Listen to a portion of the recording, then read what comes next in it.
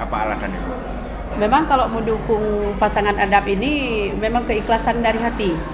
Karena beliau dasar dari perjuangan. Justru kita harus mendukung sepenuhnya.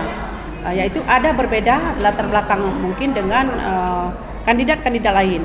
Sehingga dari pihak semua relawan kita ini tetap mendukung pasangan Adap. Motivasinya karena beliau itu kan sudah pernah menduduki jabatan sebagai bupati 5 tahun.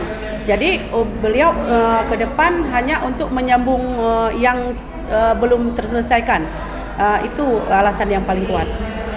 Pilihlah pasangan Adap karena pasangan Adap yang terbaik demi perjuangan dan demi bangsa Aceh. Tanggal 27 November, ayo ke TPS sama-sama coblos Adap nomor 2. Semoga Adap menang mutlak. Amin.